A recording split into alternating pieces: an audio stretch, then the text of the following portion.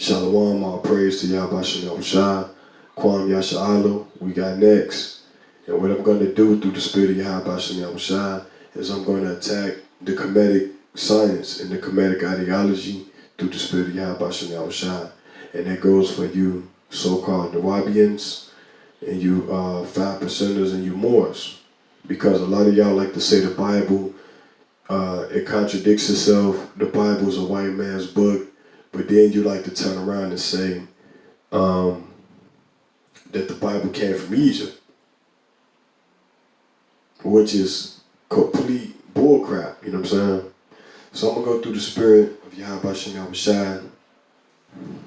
This first book I have right here is titled The Ancient Near the East, Volume 1, right? So what we're going to do is this. We're going to go and show you the mentioning of Hebrew Israelites in the land of Egypt. Just to prove that it's not the same people. It stands by itself.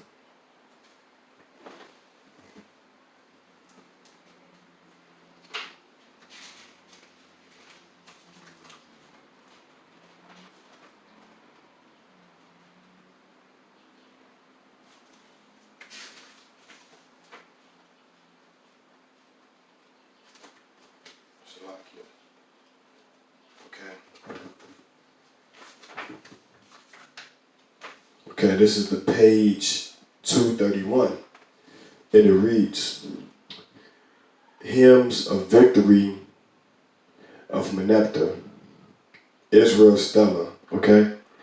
Now I'm going to read it. It reads, The princes are prostrate, saying mercy. Not one raises his head among the 9 bowls. Desolation is for Tehinu. Hati is pacified. Plunged is Canaan. With every evil, carried away is Ashkelon, seized upon is Gezer, yet no one is made as that which doeth not exist. Israel is laid waste, his seed is not. Haru has become a widow for Egypt. So this is what they mentioned about Israel. Now this is outside the Bible. This is in an ancient manuscript that you can get that's translated into the English for you to read. So if the Israelites didn't exist, why is an Egyptian pharaoh speaking about the existence of different nations and such as Israel? This is a point that you guys have to, think about. This is something you have to think about before you make crazy and redundant points. Now I'm going to go into this book. This book is called The Egyptian Religion. The Egyptian Religion, right? So what I'm going to do is go to page 7 and read. And to read the noblest manifestation of the one almighty invisible God, Ra, the sun god. So this is in Egypt, because one of their chief deities is the sun god Ra. So let's see if the Israelites could worship the god Ra. So we're going to go to the Bible. Listen up. We're going to go to Leviticus chapter 18, verse 3.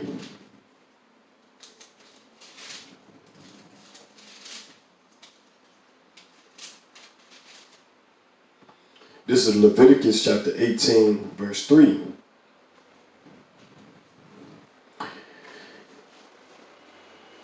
And it reads, After the doings of the land of Egypt wherein ye dwell, shall ye not do. After the doings of the land of Canaan, whither I brought you, shall ye not do. Neither shall ye walk in their ordinances. So the Most High said, after the doings of the land of Egypt shall ye not do. So that goes for worshiping, that goes for your damn sun god Ra. Yahweh never told us to worship Ra, the sun god. So that's strike 2, man. The Bible did not come from Egypt. Because if it came from Egypt, the Bible would have been cool with worshiping the sun god Ra. But the Most High didn't command the prophets to worship the sun god. So I'm going to go to page 58 of the same book.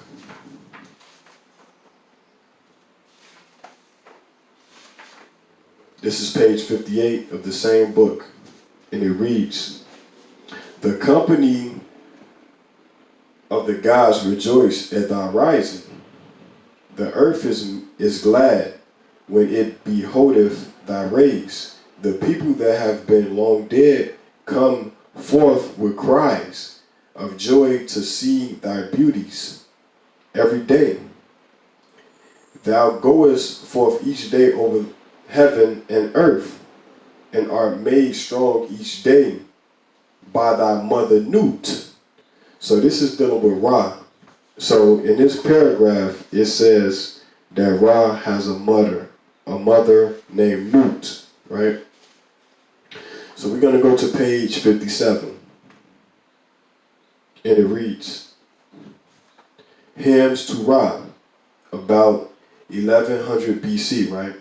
It's saying, "Hail Ra, thou who art Ra Hamachis, thou divine man-child, heir of eternity, self-begotten and self-born."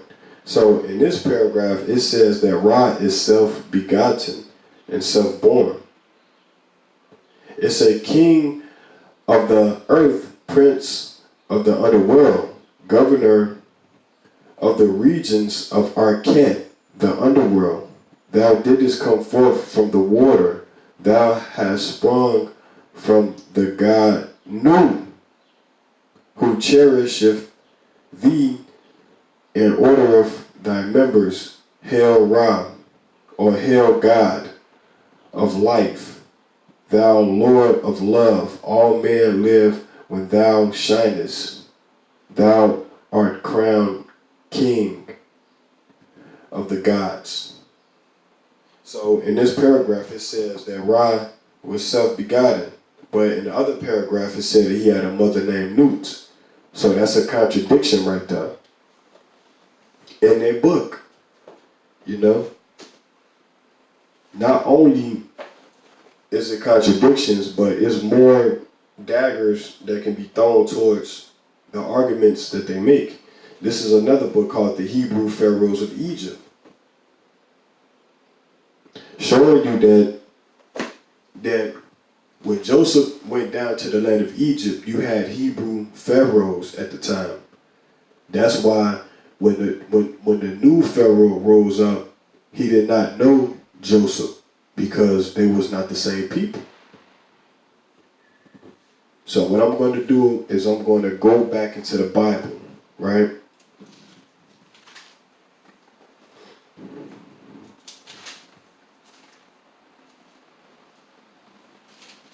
I did this lesson before, but I'm going to do it again, because some of these lessons, they have to be retaught.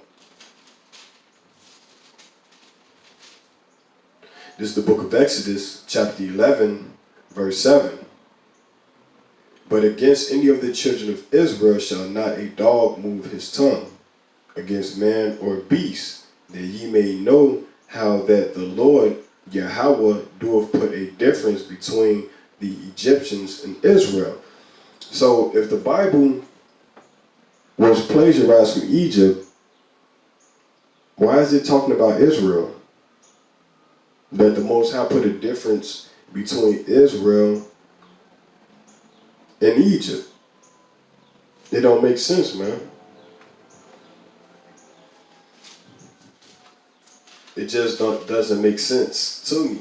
And it doesn't make sense to brothers, man, that you would make such statements, man. Let me get this. The book of Psalms, chapter 105. See, we chop you guys up every time. We let you guillotine yourself. Because I showed you the Israel Stella of a king of Egypt mentioning the Israelites in his own writing that made mention of the Israelites. So that proves that we existed. This is this is the book of Psalms, chapter 105, verse 23. And it reads, Israel also came into Egypt, and Jacob sojourned in the land of Ham. And he increased his people greatly and made them stronger than their enemies. And their enemies was the Egyptians. So there's a difference between Israel and the Egyptians, man. There's a big difference. Now, there's another book that I want to go into. Two other books, and I'm going to close my point. This book right here is called The Africans Who Wrote the Bible, right? Now, when you look at this book, you think it's talking about Kemet. But it's really talking about Israelites that's in Africa who still holds true to being the Hebrew Israelite, who still makes mention of being the Israelite. Now I'm going to go to an excerpt in this book, because I keep tabs on my books, Salakia. This is page 183 in the book, The Africans Who Wrote the Bible. And when they say the Africans, it's talking about the Israelites, because Israel lived in Africa. That's just like an Israelite or a so-called black man living in Rome, where he's going to call himself a Roman. Remember that. And it reads, I read in the New York Times on May 9th, 1999, that an extensive genetic research has found out that an African tribe known as the Limba tribe has the same male chromosome of DNA sequences as are found among the Cohen, the priestly family of the Jewish people. Now, to the naked eye, you might say, oh, see, they go back to white people to find their DNA. But no, you got to understand that the Jewish people are Edomites. That would make them Esau, and we're Jacob. So what I'm getting at is, we come from the same mother and father, because you got Israelites that say that the Edomites are not white people, but they are, because we just read where we share the same DNA. You see?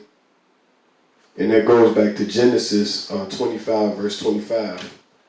That's all that's saying, that we share the same DNA. That proves that we are the same people in the sense of having the same mother and father.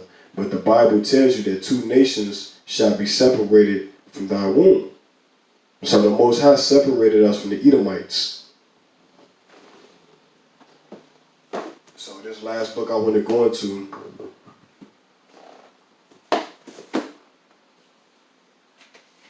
and it reads, Roots by Alex Haley, just to prove that when our people was in slavery, they knew that they were Israelites. They knew they was the 12 tribes of Israel in slavery.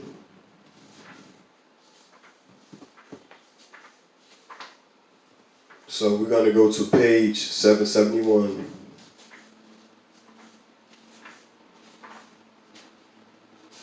And it reads, this is a slave narrative. And it reads, I don't care what these white folks say, declared Matilda, Massa Lincoln doing good for us. Now the word Massa is spelled M-A-S-S-A, and it means burden, or oppressor.